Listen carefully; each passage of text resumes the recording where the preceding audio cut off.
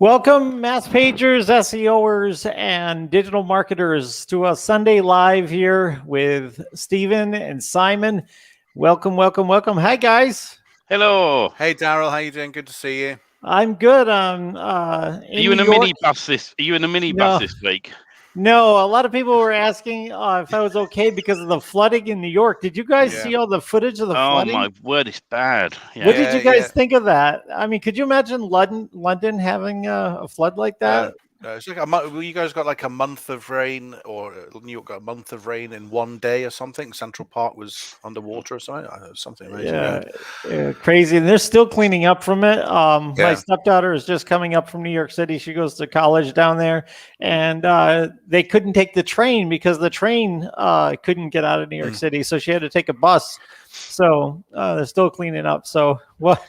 I told you, Daryl. I told you not to leave that tap on. And what did you do? You know, you went to the fair and you left the tap on. You went on and it flooded everywhere. Makes you not want to ride in a subway with a hurricane. No. If there's a hurricane, I'm not taking the subway. Yeah, some of the pictures with the rain coming down into the subway, absolutely terrifying. Yeah. So over in the UK, it's been pretty normal, pretty temperate. Quite a nice day today, so nothing too dramatic over here, which is no hurricanes at the minute. Just generally overcast and a little bit wet. Normally, that's how it is here. But actually, it's been quite nice recently. So yeah. And that's your weather forecast, sponsored by Local SEO here. Yeah. There you go. And I'm not at a parking lot with bad internet and a bad battery. And not only that, I got myself a new phone. Oh yeah. Look at this. Watch this. Watch this. Watch this. What is it? Oh.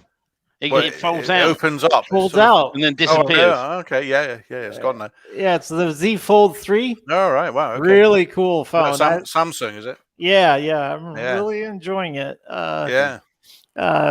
It's the way it works is I showed you this before, Simon, that I can dial into my remote desktop and I can do work on a Windows machine right on this phone. Wow. So it works out really good. So in case I'm somewhere and I have to do some work on something or check something real quick, I can go ahead and just jump in and do it. So I really like that. Nice. Hey, Chris. He says it goes invisible. Yeah, it's a very clever phone, as made by Doctor Who. You just, if someone's going to steal it, it goes invisible. That's how it works. I see. Awesome. Awesome. So we're going to go around the table here and just kind of, as people start to join us, go around and talk about what we'll talk about and highlight a little bit today. And we'll see how it goes. Normal format, as always, we will give away a domain at the end of the show. These are the domains that are up for grabs: buyautoleads.com, restorationprices.com, readstory.net, and promotionalrate.com. Some very good domains you'll have a chance to walk away with for free at the end of the show. Okay. Yeah, so Simon, what are you going to talk about today, just briefly? Yeah, just briefly. So a couple of weeks ago, Google announced that they were rolling out an update on how they handle meta titles, which we know that are they're important for SEO. So I'm just going to give everyone a update on what the changes is and how you might want to respond to them. So that's my bit. Awesome. How about you, Stephen? Yeah, a couple of things. First of all, an update on the live for yous. We've decided to move them to a Friday night, and basically it's 4 p.m. Eastern Standard Time. And if those that join at 5 p.m., if we've got enough people on still, we will carry on for longer. So we're quite happy to. We moved them to that time only because my kids go back to school shortly, and I didn't want to be getting up at 6:30 in the morning after finish at like one in the morning UK time on a live for you. So so tonight there's not one after this. It'll be next Friday, and then but the main thing I want to talk about tonight is how not to get banned on YouTube. I've had a few people message me where they've had their account shut down.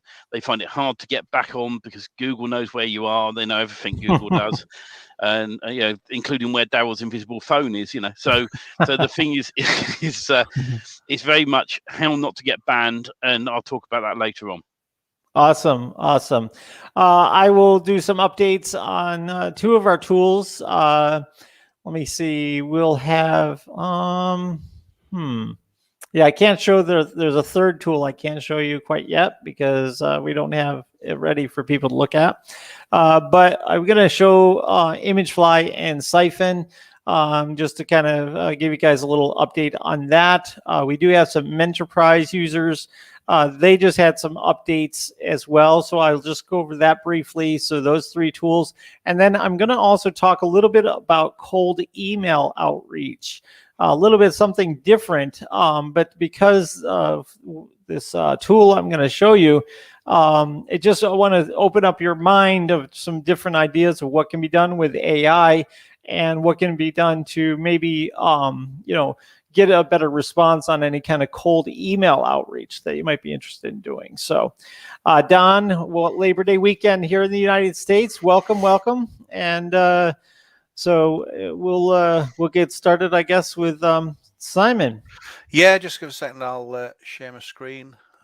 Make sure you guys do like and subscribe if you're watching on YouTube, and make sure that you like and comment on both channels, YouTube and Facebook, wherever you might be watching us today. We'd love to have your feedback, and we'd love to have your questions because we can answer them live here. We are 100% live this afternoon or evening or this morning in Australia. Okay, doke. So hopefully everyone can see my screen there. As I said, it's just an update on some changes Google's making to the way it handles meta titles. And as I'm sure pretty much everyone will know, meta titles are important for SEO. Because they are a way of showing Google relevance about a particular topic, and they also encourage click-through rates. So both those things are really useful from an SEO perspective. So here's some examples of meta titles that have been highlighted here: London's best restaurants, the very best restaurants in London, best restaurants and places to eat near me. So these are the ones that we're talking about in terms of meta titles. So we know they're important. They show relevance, encourage click-through rate. So up until very recently, Google has typically used the meta title that you set. So if you're in WordPress, you type in, meta title, it'll come up in the top bar of your browser. It can also come up, obviously, in the search results, and you can use tools like SEO Quick, SEO Minion to read the data as well. And Google has normally just left it alone. So if you type in 24/7 emergency plumbers, pipe, Smith and Son plumbing, it will typically use that. And obviously, if we're using Magic Page plugin, we're obviously interested in meta titles, and we can use shortcodes to change that information. If you're using regular WordPress, we typically just type it in. Very occasionally, Google would just intervene. It would change it. So particularly on the home page, Google would want to see, the Smith and Son plumbing. Hold on. Smith and Son plumbing typically is the branded keyword going in, so it might flip them around. And if Google's changed your meta title, you'd often see a colon placed next to it, but typically it leaves it alone. Sometimes it might change around and put the brand at the front. And now that's even if the keywords were stuffed in there. And some people, you're meant to have ideally 60 to 70 characters. Some people will be putting in 100, 200 and keyword stuffing it and spamming it, and Google's really looking at that now. So an update they announced a couple of weeks ago, basically Google's putting more emphasis on the text that the user can see on the website, and is sometimes going to be using that to write the meta titles. And in some case, Google's going to completely rewrite the whole meta title. Now, why is Google doing this? Obviously, it's trying to improve user experience, make sure that the SERP results, and particularly things like snippets, are always relevant and clear and concise. And it's trying to address things like keyword stuffing, as I've just said, boilerplate titles. So if your homepage just says home and nothing else, or untitled, or something other generic, it might want to intervene there. Extra long titles, which sometimes people are using, and they overflow or truncate on the search results. So that's something that Google's trying not to do. And there's a full article about it here. I'll leave it in the link on the slides. So simonhogman.com/slides. You can get the full archive here. So Google still expects to be using meta titles that are set by the website. It says it in the article. It's going to probably still use them 80% of the time, but 20% of the time it's going to change them around. So we know that Google thinks SEO titles are important, or meta titles, because John Mueller, who's one of the top guys at Google, says they are, but he says effectively don't die a ditch on them. So they're important to a point. They are used as a ranking factor, and I say particularly regarding relevance. So you want to have your meta title set to be a summary of what's on the page, and I wouldn't go into too much elaborate keyword stuffing. I wouldn't do any keyword stuffing, to be honest, but I wouldn't make it too complicated. I would make sure that your meta title is clearly all about that, the content of that page. So this change is rolling out now, so you may see some change on your website, you may not. I would just take a quick look at some of them, see if they have actually changed. I wouldn't panic. I just check for any anomalies. I've heard some odd things coming up, like it putting sort of dates in, or interesting information from the site that doesn't actually help your click-through rate. So I would intervene if they have overwritten it in any way, and I would try and rewrite it in a short, concise way. A real tip is to align your meta title with your H1. So I think Google will, if it doesn't like the meta title you've written, probably just use your H1 anyway.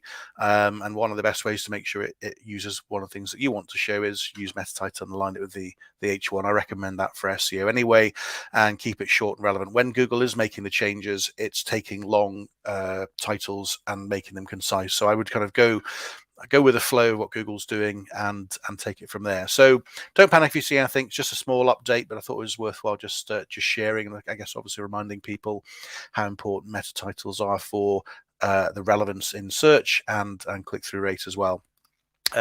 If you want to learn anything more about that, the slide deck is here, simonhogman.com/slides. I've got my list of recommended tools at /tools, and I've got a number of courses, including an SEO course, which you're welcome to check out at courses.simonhogman.com.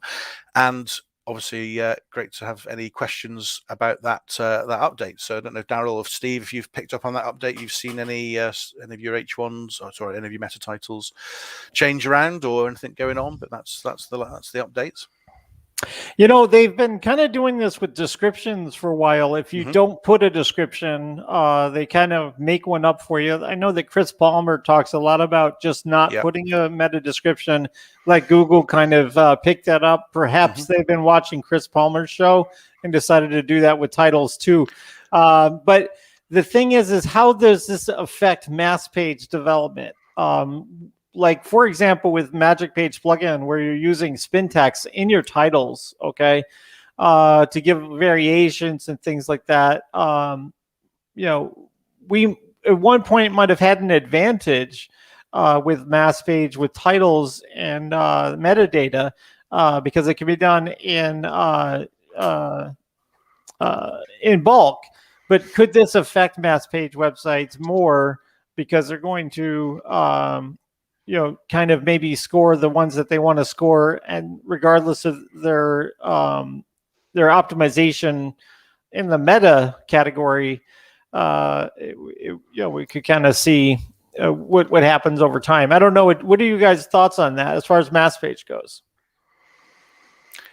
Well, I was going to say, I think as long as the mass page titles are configured to be relevant to what the content is of the page, it's probably not going to make a change. It's probably just going to go with it. I think it's really looking to change things where it's completely irrelevant. I mean, I've seen a lot of people who put a title down, but they'll also include all the other target keywords for the rest of their site, you know, and they'll put in the homepage and other things that are not related. So if they're targeting a particular city, they might have a county in, but they also might have counties that aren't even where the city is located. And I think that's where Google's probably going to take a look and say that's not relevant, and it may choose to intervene. So that's what I'd be on the lookout for. But I think if you're doing things properly, it should just go with, as it would be for any normal page, is, you know, make sure it's not stuffed, make sure it's relevant, make sure it describes the content of the page. So that would be my view. Steve, any views? Yeah, I think the thing with Google now that you have to remember is you have to offer value. So when you're not offering value on your website, and you're not, you know, it's like you go to a website and it's not giving someone the answer to a problem, then of course you have to look into how you generate your content, how you make it relevant. You know, if I'm searching for a boiler repair guy and I click on a link and it takes me to a carpet installer, I'm going to click away straight away because it's not relevant.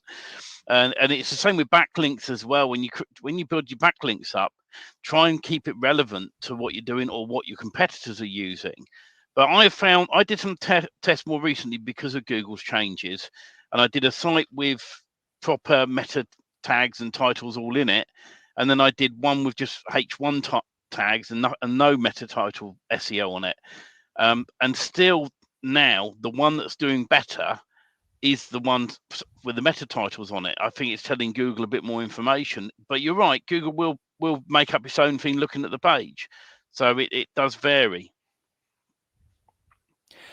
Yeah, it's interesting. It always feels like no matter what year it is from the last 10 years of Google, they're always shifting things around when it comes to the optimization. Do you guys ever feel this way? Like it's sort of like, let's say for instance, you mastered something and all of a sudden they shift the sands beneath your whole your whole setup, and now you have to just go buy AdWords. Sometimes I just feel like, just cynically, that it's just, why make this change? Is it really that helpful? Perhaps it is, but it's really, you think about it, if they're using AI to create the click-through rate titles that have a higher click-through rate, then who's deciding which pages they're doing that for?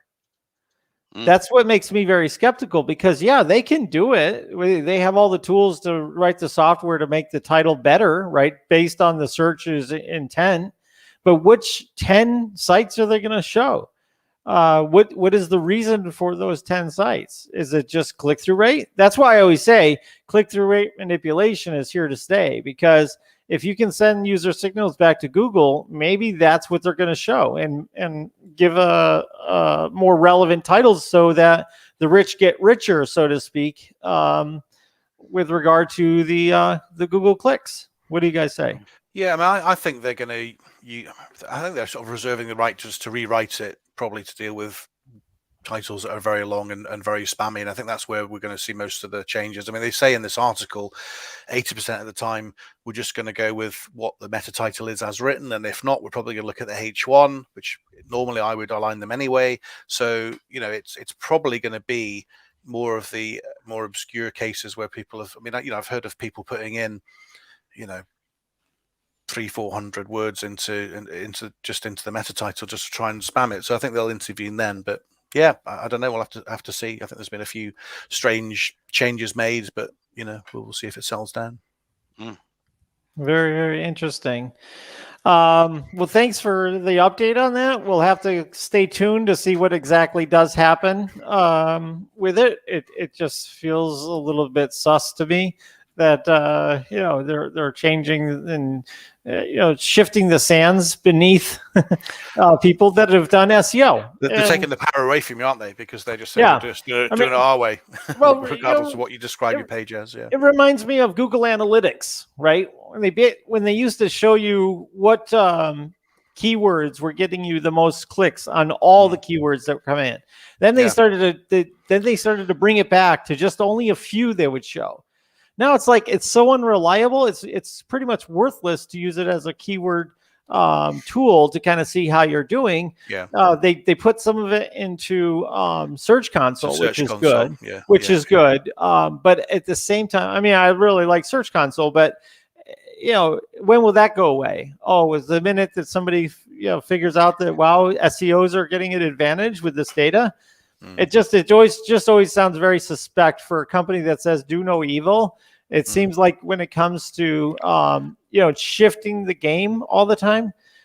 Imagine if you're playing a soccer game or football game over there, and in the middle of the game, the owner of the stadium keeps changing the rules. So you can't really win with all the ways you've practiced all the way up to that point. And it's just like, well, wait a minute, what is their motivation? And it really makes you very suspicious, because they have a horse in the game of paid clicks.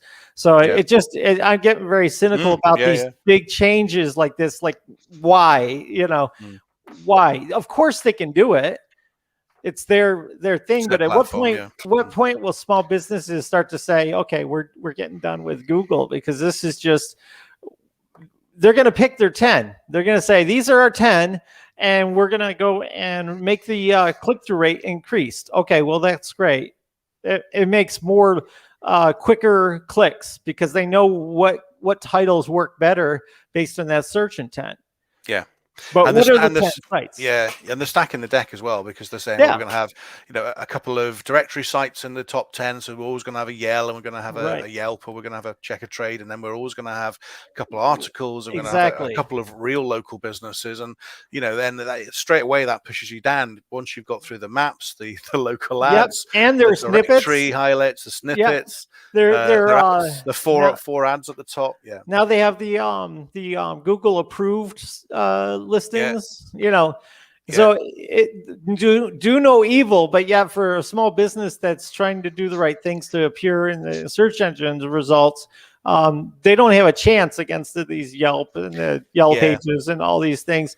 And why are they that much better? No, everybody's paying the price to be on page one. And if you don't, the old days of just kind of doing good website and stuff like that, Yeah, we haven't got Google approved in the UK yet. I don't believe we do, but I know it's in the States, and I think that is a threat to Google My Business, isn't it? Because then you've got to be part of that program. Then it's going to push you out of the 3-pack unless you're paying, and then real, the ability for people to find a real local business that isn't paying, and obviously then you can buy access. So you could be not a local business, you could be a directory or some other type of business, and you just buy the access. And it does go against what Google's meant to be about, which is helping people find results. Right. So, it's every year it's another step. It just goes another step more toward pay us more, and that's what it comes down to. I think you guys are missing a trick on this. What is that? Well, it's a couple of tricks. Number one, don't put your eggs in one basket. There's Bing, there's all these other search engines out there that you can so easily get listed in, who have a market share, not as big, right, but they do have a market share, right? And secondly, right, as a person that does lead generation, right, if you can get the right price on the Google tick, as I call it, and I had a card through the door the other day for one of my lead gen sites, right? If you're earning, let's look at it this way, right? Let's say you're earning $50 per lead you get in, right? And you send that lead 3 times, that's $150, right? If we are in the situation, right, where you're looking at earning $150 per lead, and you can pay Google a lower amount of money to be at the top of Google to generate more leads, and you look like a real local business without Google thinking that you're a lead generation business, I think you're in a good position. That then means for me, right, if I want to set up in London, I want to set up in Cambridge, I want to set up in Australia, in wherever I want around the world, if I know I can get an address in that area, a virtual address that Google won't think is spammy, and I can set a site up and I can pay Google money to generate leads for me, which I can then sell on to other people 3, 4, 5 times, I'm ahead of the game there. It's all about your profit and margins. It's all about if you're willing to spend, let's say $50 a month or $100 a month to Google, but you could then times that money by 10 to bring in $1,000. Would you do it? That's the question. Well, yeah, you always buy low to sell high. They're counting on that eventually, right? That you're gonna, like, even if you're really good with pay-per-click ads, right, and you really can get penny clicks and be able to convert them, right? Yeah, you can make money all day with that. I don't have a problem with that. I think that's what I'm having a problem with is the fact that the sands are always shifting, always in their favor. By leaving you a little bit out of the knowledge of why they're doing things and what they're doing, and it just sort of, I get it. We're trying to do the same thing. Like when I ask my Google Home, I ask a question. I want it answered the best that I can. I don't want it to go like send me to 5 different plumber websites to get me to go figure out the answer. It just gives me the answer right away. And I think that they sense that, and they want to make sure that they're doing that for users very quickly and efficiently. And by changing the title, it gives the perception that Google is so perfect with its search results compared to other search engines. It gives them a competitive advantage. If every single listing that comes up has been crafted the right title that matches the search query using AI or whatever, it just makes it look like, wow, these guys have excellent results. Yeah, they've delivered. Yeah, I get that. So yeah. At the end of the day, the way I see it is that if you're in this game, whether it's lead generation or you're building a website for a local business to charge them monthly to look after them, right? Don't just focus on Google, focus on all the search engines, because at the end of the day, it's bums on seats for these companies. It's pulling in leads where they can make more money. The more money they make, the more money you make.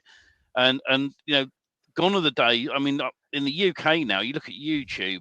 There used to be a time where you could put a video up, a live video on YouTube, and it'd appear on page 1 of Google. Right? But sort of virtually the number 1 slot for ages. In the UK, very rarely do I see a video on Google on the main page of Google. When I search in the USA on my VPS, it does show up that way. But the UK, it doesn't. And so the thing is to remember, it's just trying different things out. It's don't have all your eggs in one basket. Find other ways of doing decent links and make your business, whether you are building a site for a proper business or for yourself in lead generation, make sure it's got good content, make sure it's reliable, because it's about that one person who happens to search for something that comes across your site. And if you can get a low percentage of the market that you can take, I think that works. I mean, the thing to remember as well, Google's a business, right? So if I turn around to you guys and I said to you, right, I've got 10 people lined up who want consultants, so I'm going to give you 5 each, right? But I don't want you to charge for it. I just want you to do it for free, and I want you to spend 6 months doing it. You'd laugh at me, right? And it's a similar thing with Google that yes, they already make billions of pounds a year, whatever it may be, but they change their systems, I think, to make it sometimes more difficult for the people who don't want to pay and slightly easier for the people who do want to pay Google. And that's why, like my advertising now, I look at Bing more, because Bing advertising is just so much cheaper. Bing wants to be Google. We always know that. But Google's the number 1 in the world at the moment. And who knows, there might be another one that will come in and do a better job. And if that happens, then great. But once again, whoever takes over from Google one day will end up only doing the same thing, right? When they get big, it's like a lot of these products. There's some products out there that I know of that you pay lifetime on, and then after a while they sell the company, and the new company who's bought it went, no, we're not honoring the lifetime deal anymore. It's happened. And it's the same thing with Google. Google will just change whenever they want, and we just have to roll with it and find other ways to beat the system, either for free or we join the system and we pay for the services and make it to our advantage. And I think that's what you got to weigh up. Yeah. Okay. We let me just throw this on the screen here, just because I have to.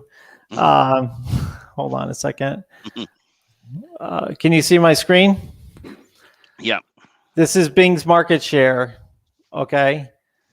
Worldwide, it's 2.32% of the searches worldwide. I understand that includes the Chinese market, but if you notice, it's going down in impact versus going up. And the other search engines, Yahoo, they're just just as small. The market share of everything compared to Google is ridiculously low. They have literally a monopoly at this point, but it doesn't. Let me stop sharing. But it's such a small thing, and that's why I really feel like it's one of these things where I understand what they're doing, because do you want to know how to make dinner, or do you want dinner served to you on a silver platter? That's what they're trying to do, is make it really easy. So when you're looking for information, it just shows up in your hands. Stephen has dealt with the Hurricane Ida and feels like he's lost. I'm really sorry, buddy. I hope everybody's well at your place. He's down near Louisiana. So I hope all your family's okay. And I know that it was rough down in that part of the country as well. It is a Labor Day weekend, which is sort of the unofficial end of summer here in the U.S. It's for labor unions and things like that. Do you guys have a day like that over there? Not like that, no. We have bank holidays, but that's kind of it, really. Public holidays. Yeah. We have a little bit of a light show today because of I think there's fewer people that are out on their computers or out with their families and doing. And also remember, the USA's been hit hard lately with very bad weather, and I can't imagine what people are going through. And like you said, Daryl, I hope friends and family are all safe. That's the important thing. You can pick yourself up and dust yourself off when things are terrible, but you can't replace loved ones. So I hope everyone is safe. And so with that as well, and there must be places without power at the moment, and situations. So we do hope everyone who does watch us is safe and well, and we do hope you all get through this safely. Absolutely. So, Stephen, we're done talking about Google. Yeah. What would you like to talk about? I'm going to talk about YouTube, which is actually owned by Google, because in this day and age, for some reason, Google owns everything almost, I think, and it's scary because like the other day down at our local chip shop, I took my 13-year-old daughter down there to pick up some food, and while we were in there, right.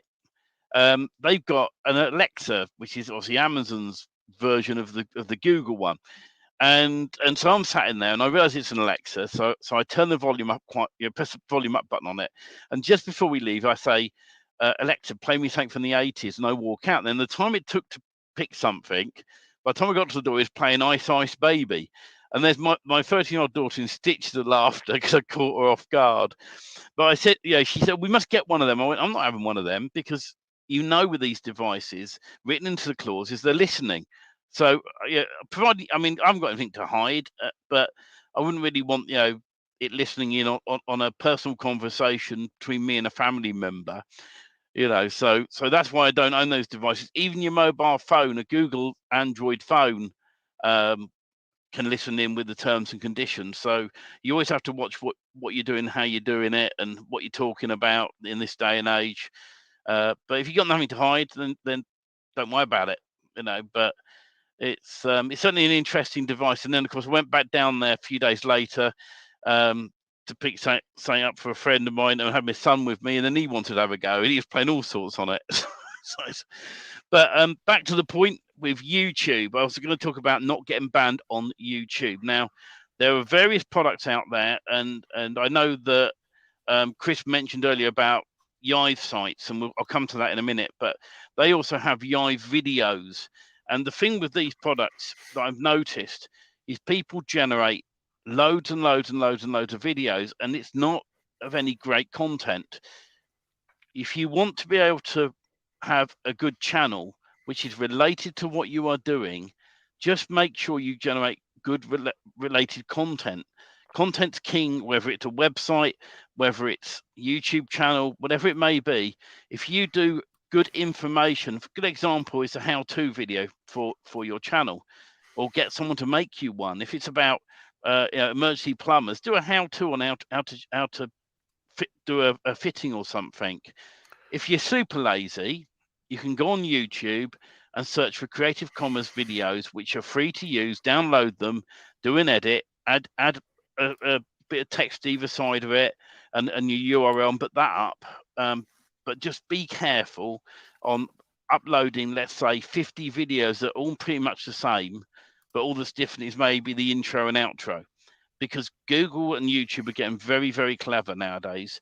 And I know of people who've had their accounts shut down because they're just too spammy. And when your YouTube channel is too spammy, that's where the problem comes up. It's the same with anything with Google and YouTube. They want value. Every day they want value. I was talking to one chap this week. He runs a YouTube channel which has relaxing sleep music on it. He's making money out of it, really good money. And I said, how have you done it? He said, I go and search for Creative Commons sleep music, and I'll take that video, pull it into another editor, change all the images for copyright-free images, and then re-upload it. And he said, and I'll change the length of it a little bit, chop a bit off or fade it out early.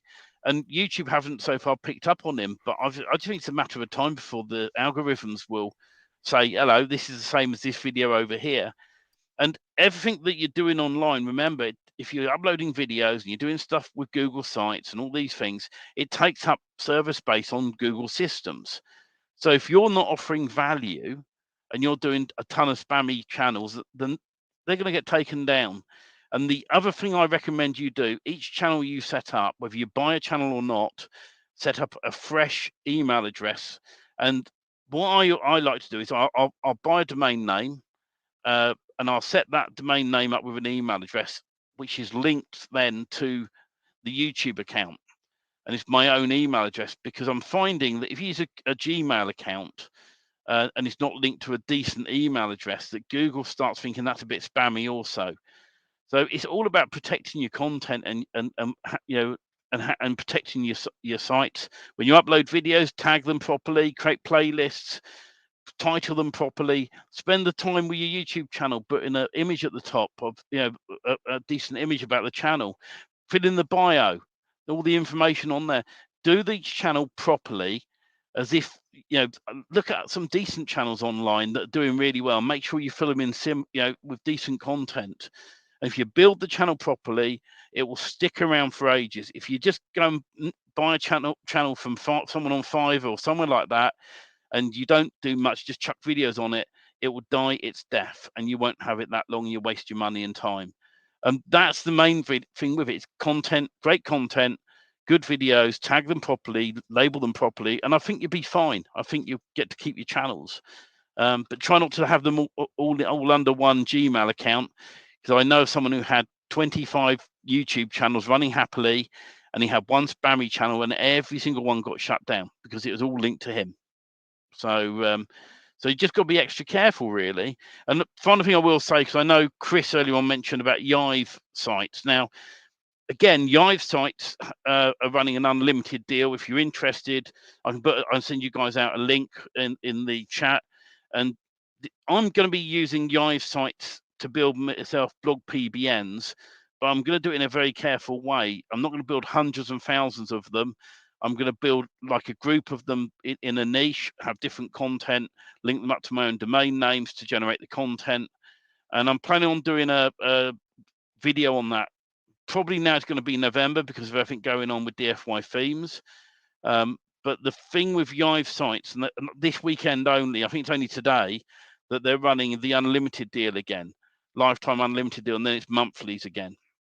But remember that there are a lot of people who will be using these, so you have to use them wisely and don't just generate crap content, as I'd like to call it. Do decent content, and I think that way, then, if you're making the sites look good and the content is good, I think you'll be fine. And it's the same with anything. So, but yeah. That's really everything on it, and in a bit I'll set a banner up with the link where if you guys want to get Yive Unlimited, you can. It's like anything, it's a tool, so you have to make sure you use it in the right way. Don't spam. The more spam you do, the more likely you're going to get things shut down. Yeah, very true. I mean, the thing is, have you ever been to like do you have a dollar store over there? Poundland, it's called. Poundland. We do. Okay. Yeah. So Poundland. So imagine a 5-cent store where everything is basically nothing invested in it. It's just absolute pieces of plastic junk, right?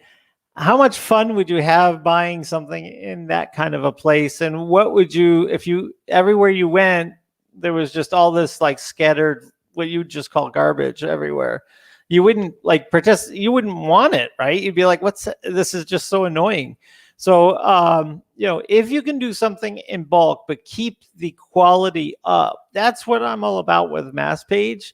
That's why I try to give you the tools that can kind of help you to try to do that. That's our whole goal, and to do that. But anytime you take a tool like Yive, Marcus and Yive group does some great tools, but like you said, in moderation. And if it's garbage in, garbage out, just like with my form, just like with Steve's DFY, anything that you put garbage in, content wise, and you just like, you don't even spend any time checking it for any kind of quality control. I mean, the one off here or there where there's some glitches in the text and grammar and things like that, that's going to happen occasionally, right? That's given. But when it comes down to the overall mass production of garbage, it just comes out the other end as garbage, and there's just nobody wants it.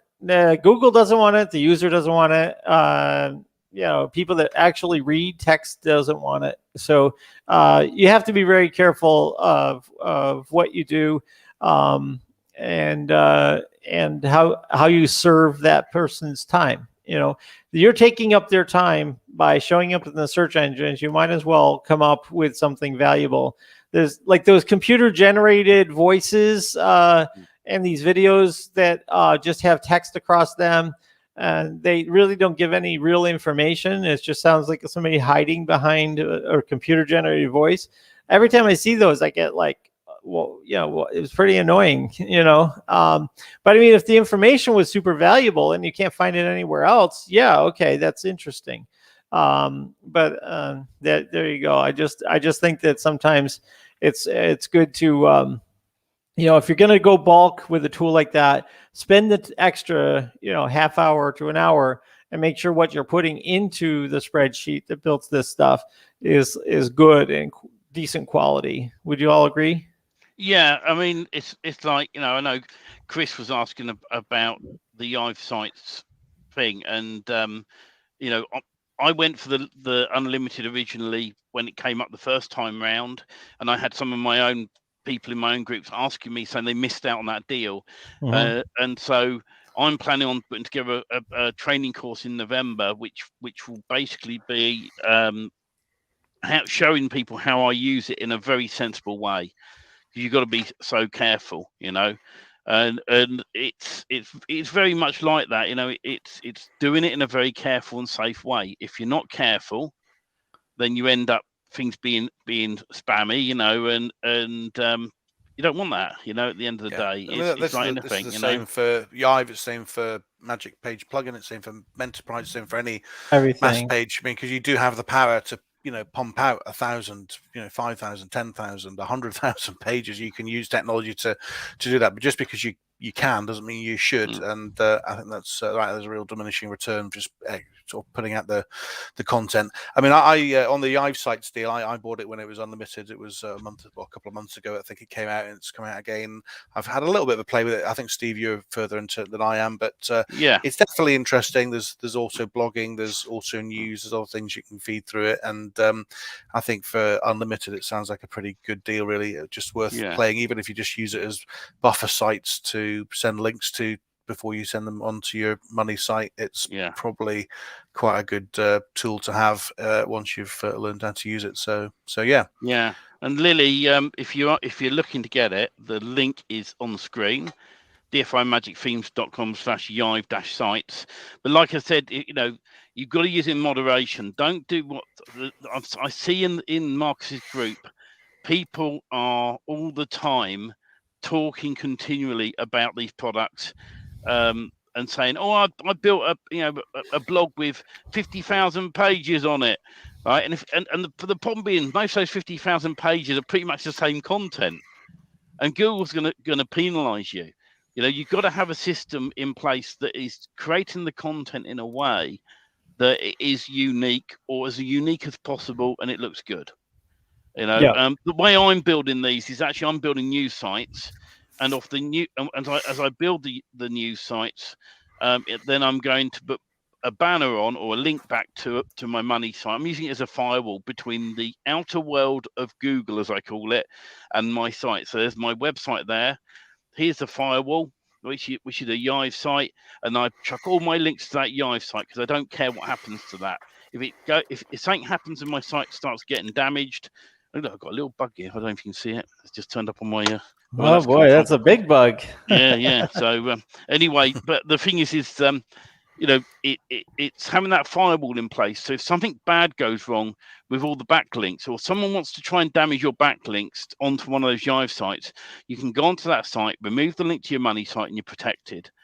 And that's how I'm using them. It's continuous or rolling news or a blog post related to the niche, with then a little advert or a link back to my money site, and it's just protecting yourself. You could do it a similar way by setting up a domain name on an expired domain, old domain, but a whole lot of news on it, and then you'll link on that site.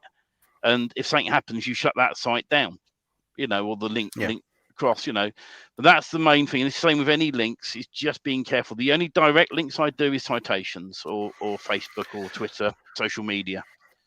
I think that's good advice. Yeah, that's good. Yeah, definitely good advice. Until you have a lot of traffic and a lot of authority, then of course the rich get richer when you add more links. But when it comes down to it, like everything in moderation, especially backlinks and garbage in, garbage out, a lot of these principles are just sort of the golden rule of producing things in bulk.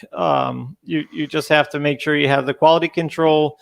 If you're going to go massive, you got to make sure you don't overdo it, especially because there's an algorithm to deal with. And let's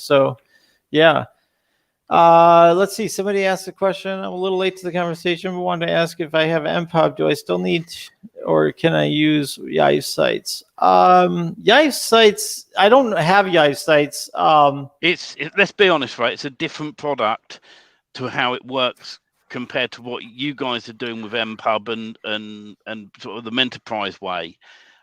So you can look at it two ways. You can use both, or what I say is if you've got one, focus on it. But the thing is, if you can't afford to get this, I would say if you haven't got the money to buy it, don't get it. Right? Don't put yourself in debt because of it. Right? But if you're someone that you're doing really well out of all your sites, you've got quite a lot of money in the bank and you can afford to get it, because the lifetime deal is not going to come back. He very rarely does does bring it back. There's a whole lot of people who moaned in his group saying they missed out, and so it's one of those things you got to weigh up. I'm using it the way I'm using it, but I think what MPub and what you guys are doing with that, Daryl and Simon, is probably far more powerful in the long term. Yeah, I mean, Menterprise publishing is a bigger scale thing. There's no question about it. So you can publish 10,000 pages within 15 minutes on Menterprise publishing. I believe you struggle with that on Yive sites. It's a different kind of product, different scale of product. Yeah, you potentially could use them in parallel, I suppose. I mean, you could use Menterprise publishing to send links to Yive sites potentially to power them up and use it that way, or you could have it the other way around. You could use Yive sites as a buffer to send links to Yive sites and then to your Menterprise pages. But obviously Menterprise, you tend to have a lot of subdomains and a lot of individual pages, so you might struggle to keep on top of that. I mean, I'm not using it that way, but that's the way you could use it. You could try and power up the Yive sites with backlinks, or you could use it as a buffer. If I was going to use like Yive sites, that's probably why I bought it, was really to think of it as a buffer site, put some old domains on it, send Money Robot or Ranker X or something like that through it, and maybe even through again a Google site or something like that, and then onto your money site, just to kind of have a chain of links. But that's how I would look at it. They do, at the very basic level, they do some of the similar things in that they do create multiple sites, but it's kind of a different scale, different approach, really. Yeah. I think as well, when you're in lead generation or mass page building, whichever direction, sort of rank and rent, whatever areas you're going into, you wouldn't just set one site up, right, hoping you're going to get some leads from it and that's it, and put your feet up. You want multiple sites in an area, and it's very similar when it comes to doing backlinks. If you can use Yive sites as your firewall, and then MPub to be the one that's generating all thousands of links to those sites, and you have an article on a Yive site related, let's say, plumbing, and a link to your money site, right, and the contact form on the Yive site, and so you build maybe a Yive blog post, all the proper information, phone number, contact details, and it can be that firewall between your money site. And if something does go wrong, because Google's their own entity now, as we know. They do tomorrow we can have a new algorithm update, then suddenly Yive Sites is dead.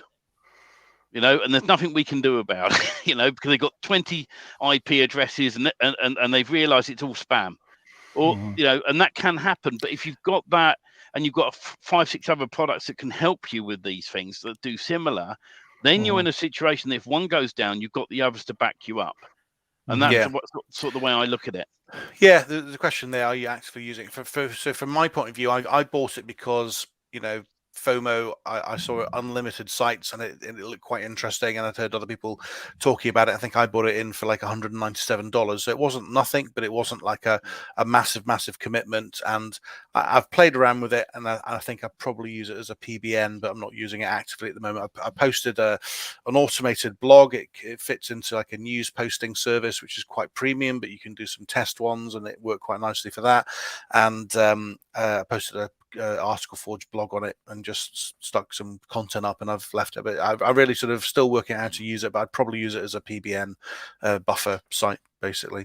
Which is how I'm using it as well, Simon. Really, I'm using it as a PBN buffer site, and then I drive other traffic to that.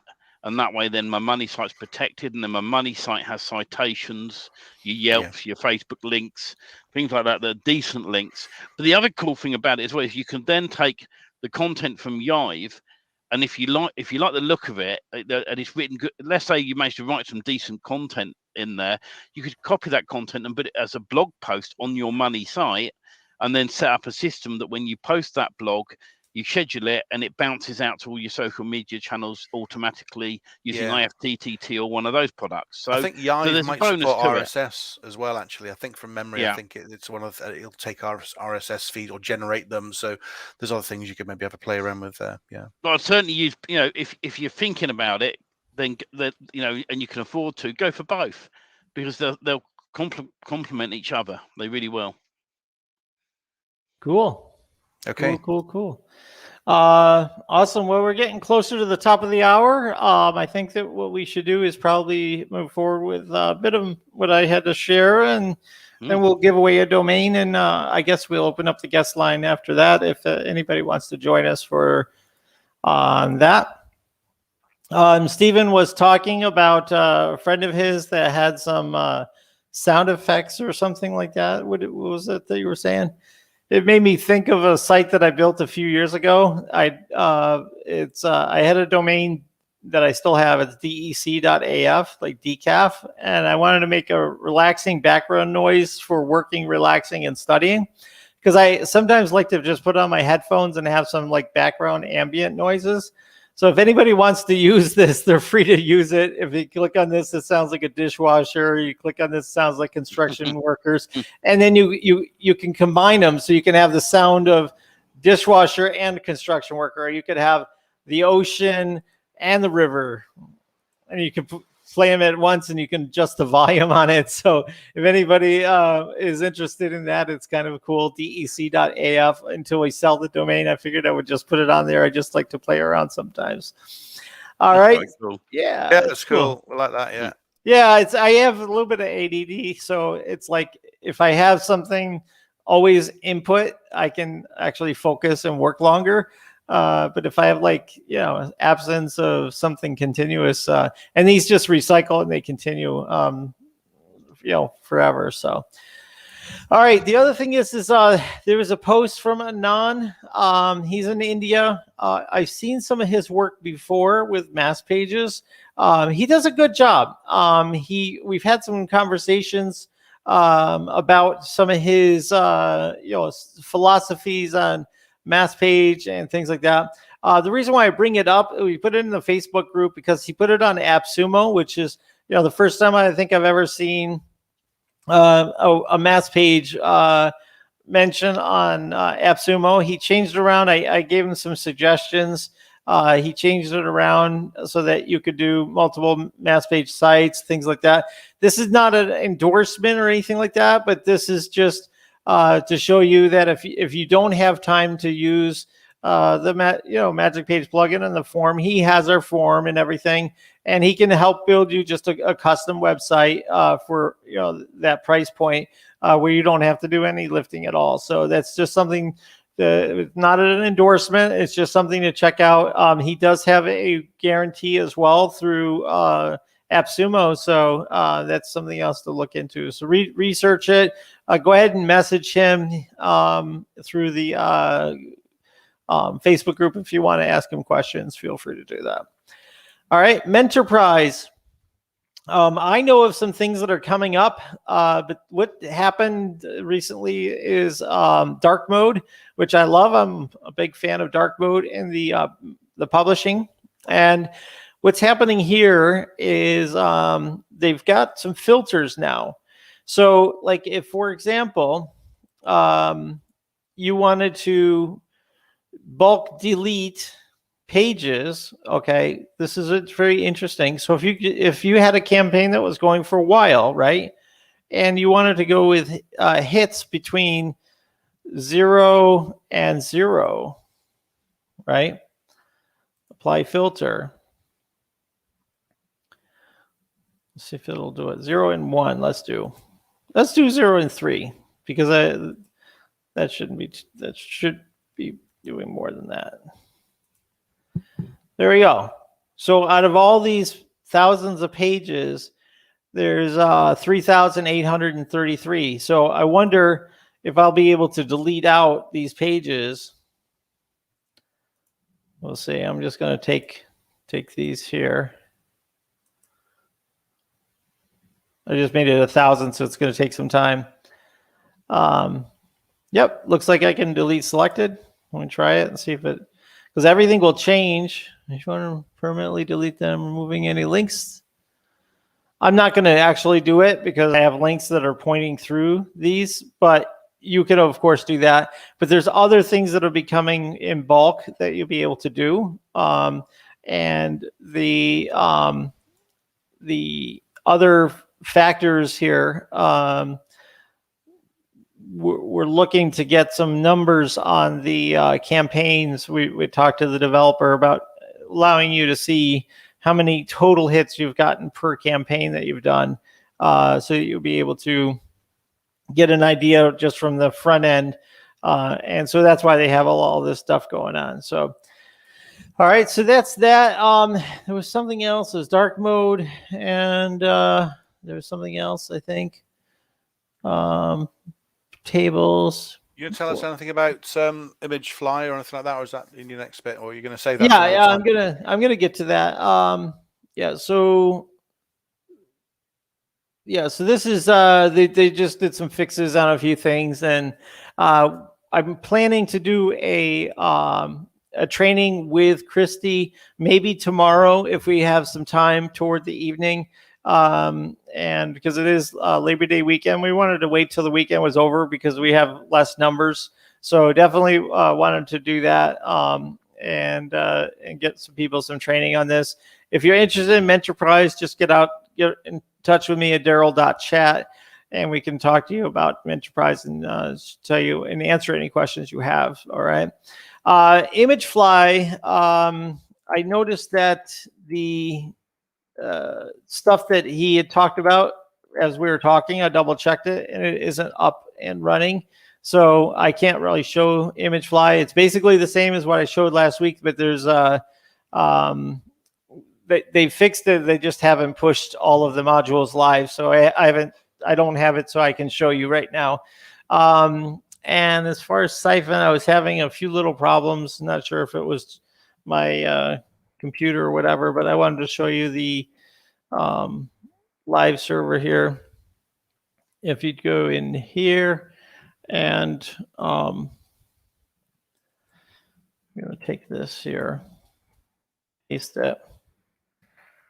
So this center setting is our own AI. It's not using any other services, and this one uses another API, so it gives you a different variety. But what I wanted to show you is if you go here, I don't know if you guys can see this okay. I'll just enlarge it a little bit. But you click on Show Original, and you read the top 2 sentences. It's a lot different. Okay, and the reason why I built Siphon this way is I first wanted to hit it with an AI that changes a lot of the wording. And then my second step was always to do this, which is spin the text. And while we were working on the project, the good folks over at Word AI updated their spin text system. And we've always had Word AI included, but now if you go here, not only has it been rephrased, okay, if you go here, now it's like got a totally different start, because it's, you're not starting with the same that everybody else would have, right? So if you respin it, it's really changing things around for you so that you can have a lot of different variations. You don't have to do a ton of spin text, because sometimes too much spin text is actually, I think, too much of a signal of automation. So like we talked about before, do what's reasonable. But this is a tool that you have with Siphon that you can grab this content, and then you can also merge it and send it all to the form. Or you can send all to the form, and you can also merge the content and download it. So that comes into play when you do a search, the search side of this, which is keyword search. And we also have these presets, so you could put in here. Let's see if we go with blog, and we're looking for plumber in Texas.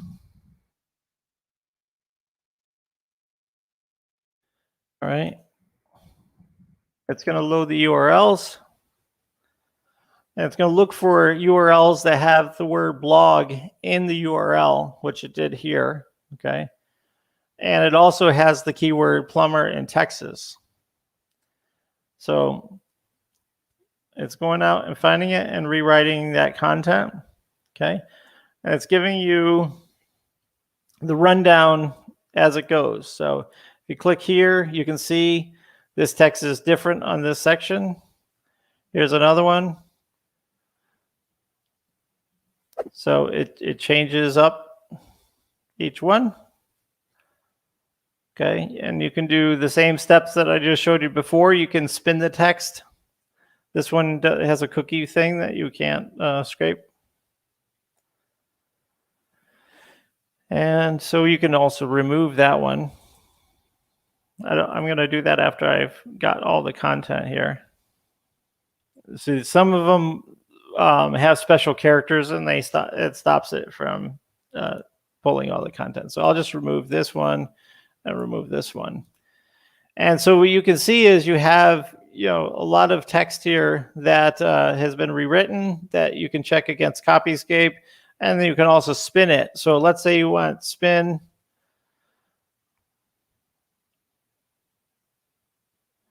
Let's say you wanted to keep this one the way it is. And then you want to do spin on this one here. Right, so you have some that's consistent on the page, and then some that change, which is what we find works the best. All right, and then we go up to here, and we're going to go ahead and so you can send it to the form. It's going to ask you what form you want to send it to. So that's the next step in this is that. So yeah, so that's that. I mean, I really think that it's nice that you're able to spin it after it's been redone. That was the whole thought process behind it. And there's a lot of stuff in here. So if you don't have Siphon, go ahead and reach out to me. I'd be happy to give you sort of some of the tricks and things that I do with it. We actively use it on websites that we're cloning. Somebody will say, I want a clone of this website, but I want it rewritten. This helps us to get it rewritten for them. And we, after that, we go ahead and take a look at it and make it their own. But it gives you kind of a starting point And then of course you can clean it up and that kind of thing. So you pass Copyscape fairly easily. Now, one of the things I wanted to also talk about is bulk email. Okay. If you are doing bulk email, one of the things that I'm learning from this course that I'm following is that you don't have to send 40,000 emails to get a result, where you could actually target your list and do a little bit of legwork and get a much higher return rate on your emails. So I happened to find this tool. There's a couple other ones, but I just thought this one was very interesting, where you can get yourself some icebreaker text. So if you've ever gotten a bulk message on LinkedIn or an email that's in bulk, you can tell like within a half a second that it is a bulk message, that nobody took any time to look into things. And so what people in the sales industry are trying to do is do icebreakers, where they're actually like looking for information on their social media, on the posts they put in their blogs and things like that, to insert into the very top of the email to grab attention, that they actually paid attention to something that they've done, kind of customize it. It reminds me of some of the things we do to kind of customize videos in bulk, or to customize pages in bulk and things like that. But email is still very, very, very powerful. So this Smart Writer AI impressed me. Even with tools like Jarvis and things like that. This one impressed me too, in its own class of things. So let's say we have a project here. We're going to call test 2. And it's going to give you the option to do these various icebreakers. Okay. So you can do it based on LinkedIn outreach. You can do it based on their website URL.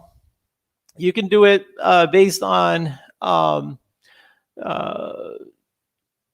backlink request messages. So like if you're looking for somebody to give you backlink, you could reach out about their blog, and it'll ask some specific questions about their blog. This is good for backlinking.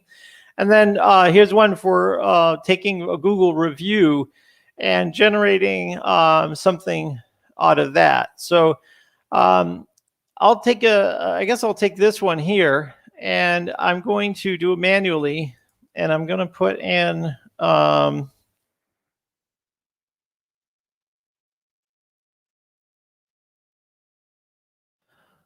think this is a website. Let me just double check here. There's a place called Domino's Pizza. I'm going to put that there. And I'm going to go ahead and generate copy. What this is going to do is it's going to check the Google reviews for Domino's Pizza in New York City. And it'll write some personalized icebreakers that I can use to contact, say, Domino's Pizza, right? This is just an example. I think that there's a lot of potential in this kind of technology. So you take a look at this here. It says, hey, first name, just read Aaron's Google reviews from 6 months ago about how he loved the Philly cheesecake and personal pizza. I'm a big fan of the personal pizzas myself. They're perfect for sharing with a friend. That's AI responding to an actual review inside of Google. And that kind of email will get attention when you first are sending it. Okay. So we'll go back to this test 2 again, and let's try a different copy point. Okay. And we're going to do this manually. Let's see if we can do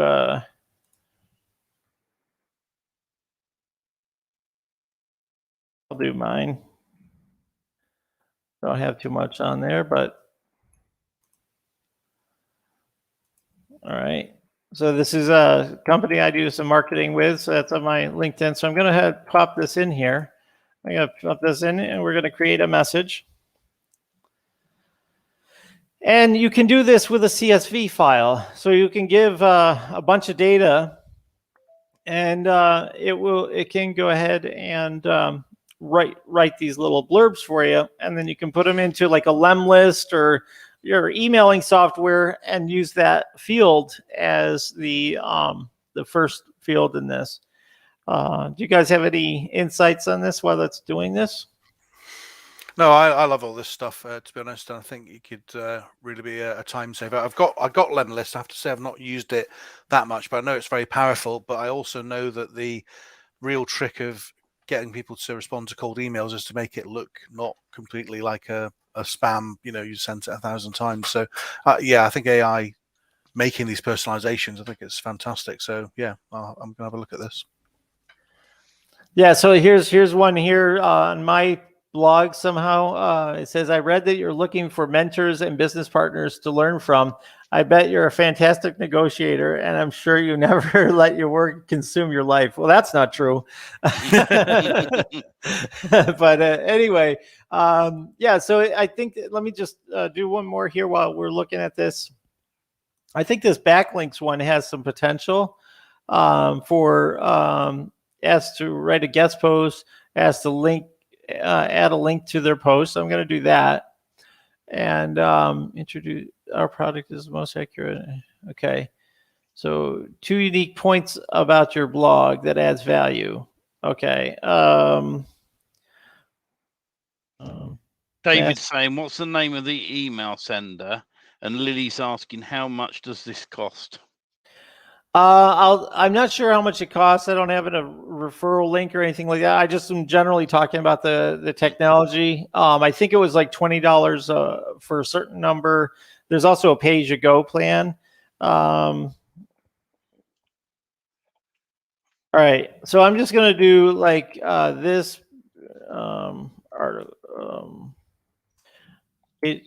Get results, local landing page solution. All right, and go ahead and do that. We're going to manually put this in, type in the blog. So I'm just going to put in ask that page and type a blog. All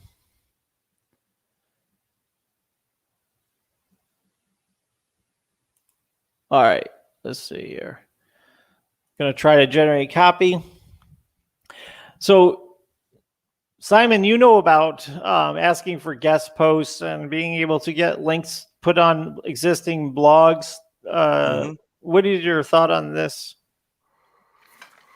Well, I mean, it's hard work because you need to ask a lot of people to do it, and unless they're obviously just paying, you're buying links off Fiverr or something like that. But if you're going out to genuine websites, it's hard work, and people have run popular blogs are going to get a lot of these kind of emails, and many of them might be ignored. So I think if you can write a personalized message like this, you're going to be much more likely to get a response. So I think it's good. It's going to improve your hit rate. So yeah, I think it's good.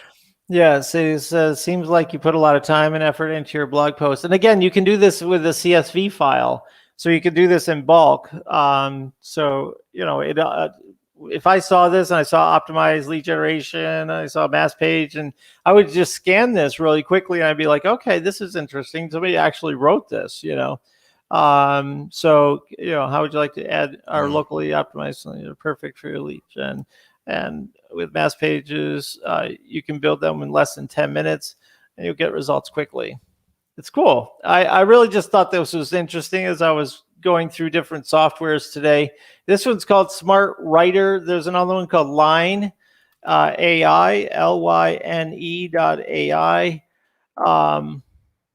And there's another one called, I can't remember what it is. I can't remember. And so they're kind of trying to solve this icebreaker idea for emails. And I could also see that this could be used with dynamic videos as well. So if you're sending an email to somebody with one of those tools that make dynamic videos, right, you could really like that program, the video, you could take this text and put it into a custom video because it's coming from a screen, thing, and you could send them a nice video with this information right in it directly to them. So I think it has a lot of potential for us. I might do a webinar just to kind of show it, and show what it could do in that sense. But I wanted to show this off. It's called smartwriter.ai. I know it does some other things as well, but I just was enthused about this part there. All right. So that is all of that I have. We're still going to give away a domain name. We don't have a lot of people in the chat here today, so somebody's going to get a really good domain. Let me go ahead and show off what we got. Pop your names in the chat while the domain names are being read out, and so you want to be in it to win it, I say. Yes. Buyautoleads.com, restorationprices.com, readstory.net, and promotionalrate.com. These are all worth over $1,000 easily. So just this readstory.net is a very old domain. So yeah, if that's one I'd go for, that'd be awesome for Enterprise. That would be perfect. So gutted I can't enter. I should let tonight, if we don't get many, maybe we'll put our names in. Yeah, I'll let you guys put your name in. That's fine. Yeah, let's do that.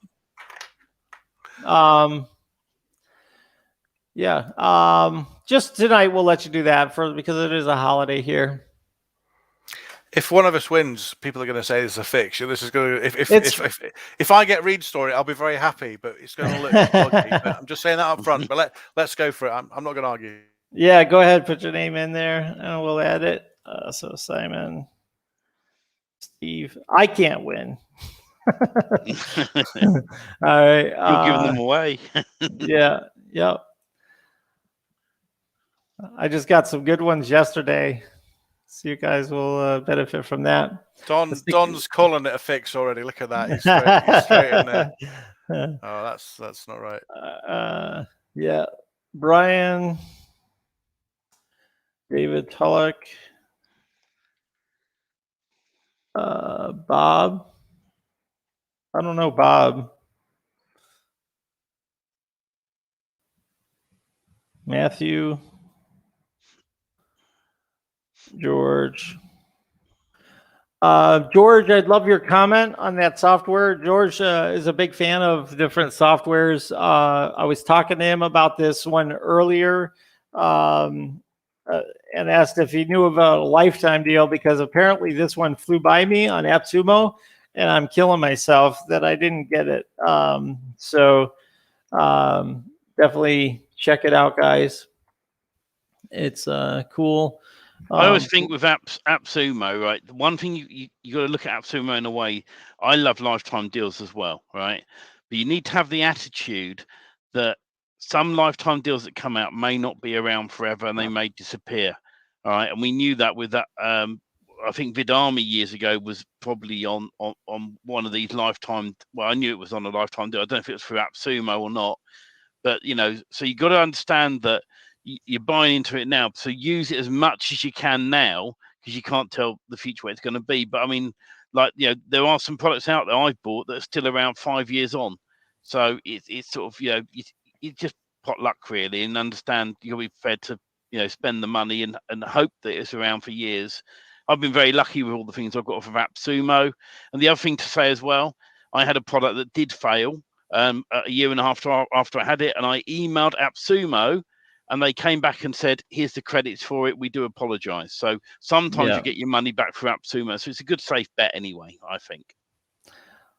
Yeah. Walter, I put you in the contest because I saw you on there, and then you can decide whether you want to or not. We got employees, contractors, officers, and directors of sponsors, its affiliates, parent companies, and subsidiaries, divisions, suppliers, distributors, and advertising. I'm not going to read this stuff. Contest rules. Nobody reads them. Except for lawyers. Yeah, no one reads terms and conditions. We should start putting on our sites that anyone who purchases stuff from us agrees to run naked through the middle of their major city for half an hour. People might start reading the terms and conditions then. All right, let me share my screen again. All right, and I'm going to put not Daryl because I'm the only one that apparently that can't win. Walter's in. Okay, cool. Thank you, guys. All right. I should be charging you guys for these domains because I got to pay for this sweet phone I just got. All right. All right. Anybody else? Last chance. And of course, we'll open up the guest line for a few minutes afterwards. But we'd love to hear from you if you have anything that you have to say or you want to yell at us for bashing Google earlier. Fine. Come on. Bring it on. I'll take it. Make sure you like and subscribe. Make sure you tell other people about it. If you're into domains, always at the end, we give you a little dessert. We let you pick from my stash of domains that I spend time looking for. And we have, what's that? Is Babe really Bob? Oh, do I have Babe? Yeah. Bob. Okay, cool. All right. Somebody says spin the wheel. 3C pod. Let me put that. I have him as Steven, but let's put 3 C's. Okay. Oops. There we go. All right, folks. We are ready to spin the wheel. I love the sound effect. Might be Walter. Hey, it is Walter. Well done, Look at that, Walter. Congratulations. I'll tell you what, Walter, these are pretty valuable domains. If you're able to use them, great. If not, you can always sell it and then buy yourself a seat at that software. If you want to know a little bit more about it and play around with it. I just did the trial. I'm just messing around with it right now. But I might do something with it. So buyautoleads.com. If you were selling leads to auto dealerships, that would be worth an incredible amount of money. Restoration prices. So if you're in the water damage restoration, which a lot of people in the United States have some water damage, that would be a great site because it's an exact match. ReadStory.net. I actually purchased it to use for Menterprise, but I figured I would share it with some people today if they wanted to pick that up. That is from the 90s. So it's a very old domain. And promotionalrate.net or .com actually. So if you have a credit card affiliate site and they have different promotional rates for the first year, that would be a really great website for a credit card affiliate. So there's a lot to choose from, Walter. Congratulations. And Don says, still the best game show on Sunday. So yeah, and it wasn't a fix either because me and Simon didn't win. Yeah. So go ahead and Walter, if you want to decide. If not, just tell me you'll decide later and just send me a message. We can talk later. Just make sure you claim it within 7 days, otherwise it gets put back in the pool. I do. Yeah, I give them 2 weeks, but yeah, 2 weeks. Yeah, 14 days. You see. Yeah. So 2 weeks. Yeah, some people we start the process and they never follow through with their end of it. So if you ever have a problem, it doesn't transfer, reach out to me because I don't want to give it away again. But of course, I want to be able to sell it if you don't use it. So I do this because I like to, getting domains and flipping them, and this is a passion, so it's enjoyable for me. And a lot of times, if I have some time, I'll build a website. And because of my experience, it doesn't take me too long to build a concept site. So it's a lot of fun to do. All right, Walter, I don't hear from you right now, so we're going to go ahead and take this off the screen. And let's see here. We'll put up the banner for guest. Where is guest? Oh, there's one other thing I wanted to say while I'm waiting for Walter to give us an answer. He can, of course, reach out to me. The guys over at Kingmaker Software, we had them on a few weeks ago with the QA tool. If you go to this page, he has a bundle on there. and he's getting ready to launch a new tool. So if you get the bundle through this link, go.ht/QA tool, he's going to include this new product that comes out. So you'll get a license for that, which I think, Simon, you have the bundle, right?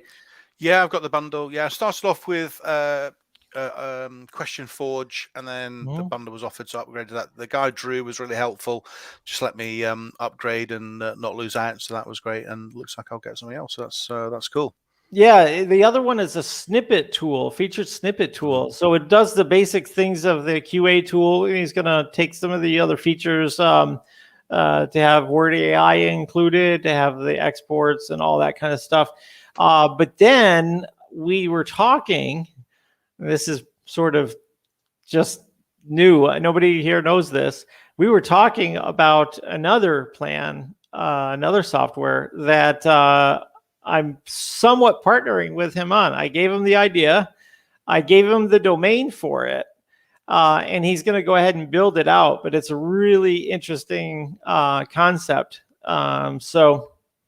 And I think that you guys will be liking some of the softwares that he puts out.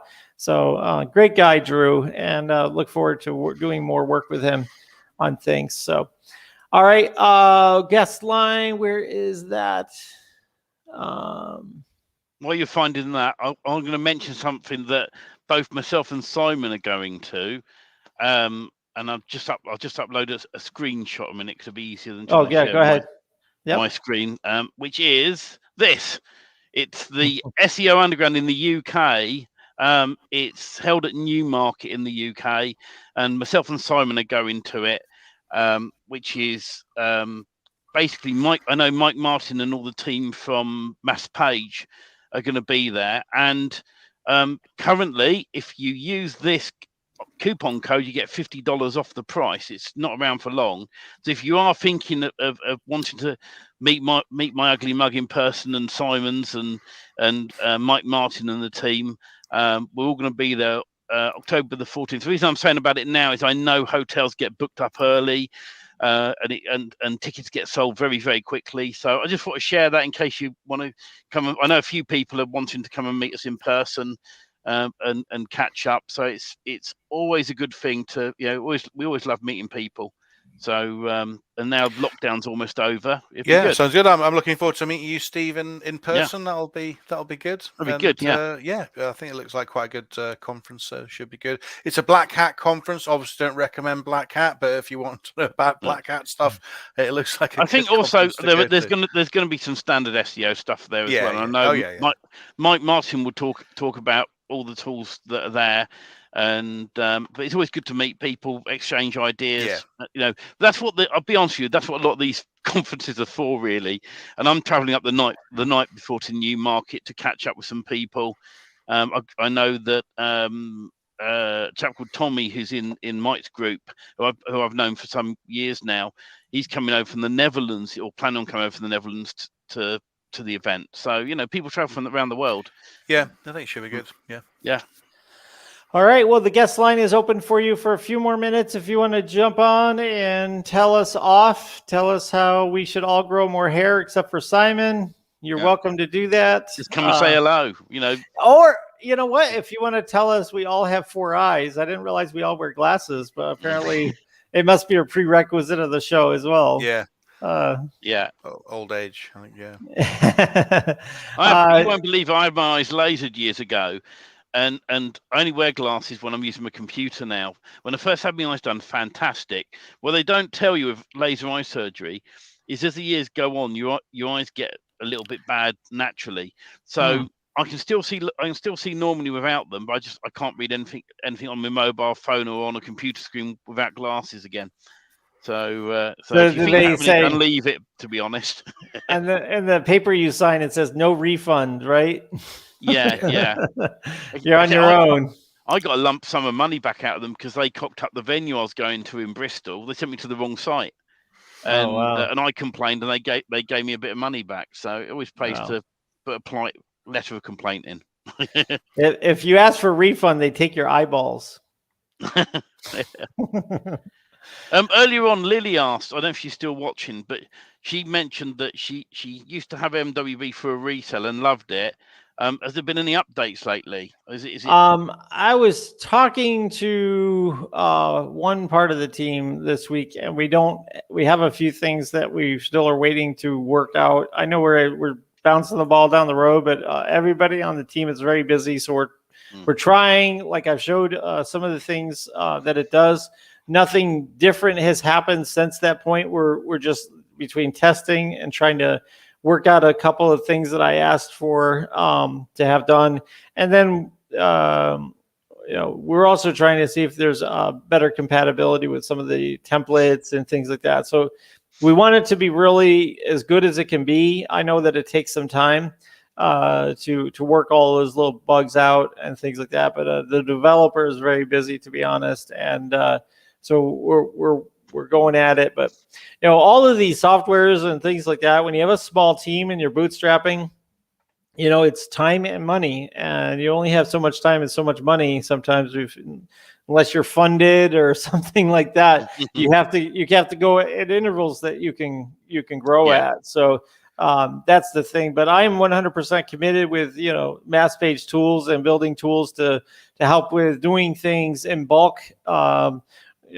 The idea, that tool that I just showed you today, I really feel like that you could do bulk videos with that and make some really good messages that could do what you call lead gen, because if you use email, you use websites, you use your video, all of that stuff is lead gen. And it's all about the same thing as what we're talking about every day. So, no, I agree. Yeah. And with all these tools, what you've got to remember is sometimes we'll release a product early, right, and it'll be in beta mode for a while because we want guys to test it, play around with it, break it if they can, so we can make sure it's ready for the masses. And also, the thing with these tools, they're there to help you. Mm-hmm. So and so that's why when Daryl, Mike, myself, released these tools, and you can get in early. Simon will do courses which you can get in on an early deal.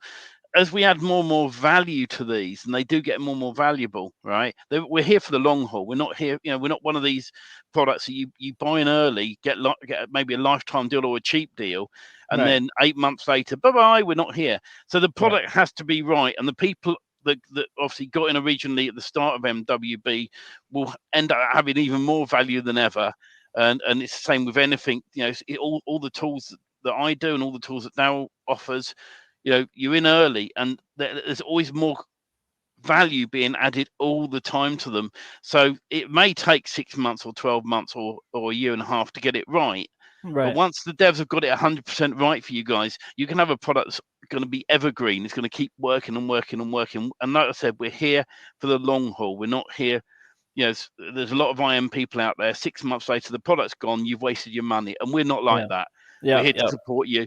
So you have to bear with us sometimes. We get frustrated. I'm sure Daryl does, when we're kicking our devs at the backside and saying, come on, get it sorted.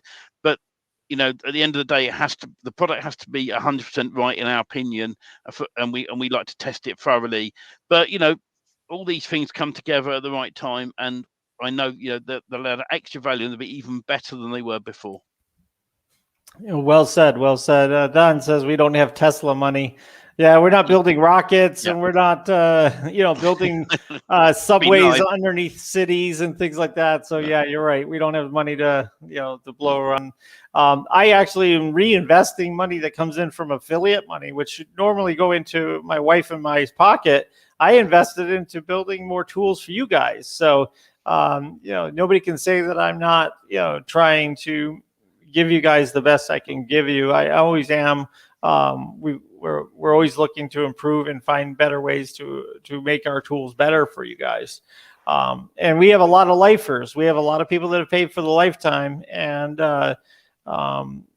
so they're benefiting from all of that. And that's what it's all about. You guys invested in this before it has it's taken off this year, and we appreciate you guys.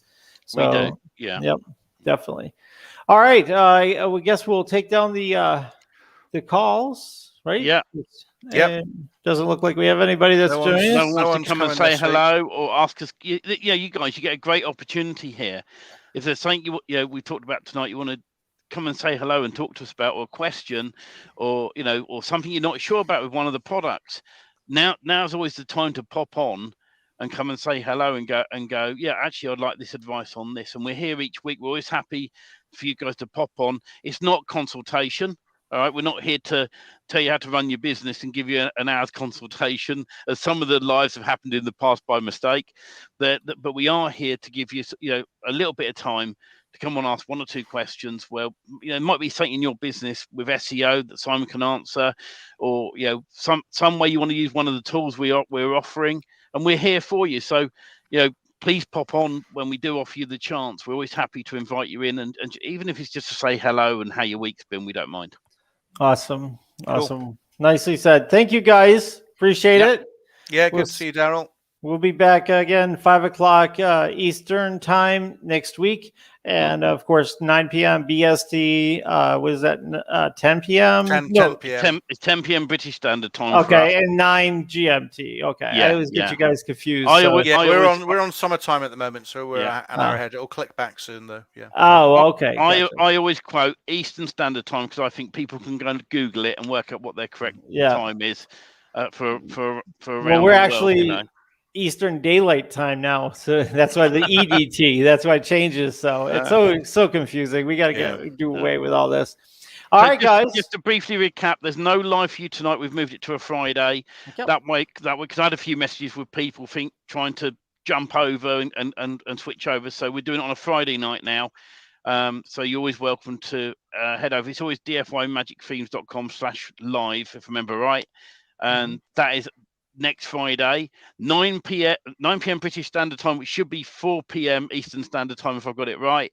And we stay on right the way normally till about 6 p.m. Eastern Standard Time. So we're on we keep it open roughly for about 2 hours. Maybe we finish a bit early, and it means it's a more sensible time for everyone. It shouldn't clash so much. All right. And Simon, do you have, let's see, we have simonhogman.com/meet. Is that still good to set up a meeting? That's still good. If anybody wants to have a chat, we haven't spoken before, had a one-to-one, come and say hello, have a chat about your business. That would be good. Always happy to meet people new. And if you missed out on the slides from this or other ones, reach out to Simon and he'll go ahead and get you the link for that. I don't see the slides one on here. But reach out to us. We're both, we're all very approachable, so you can always reach out to us. Oh, here it is.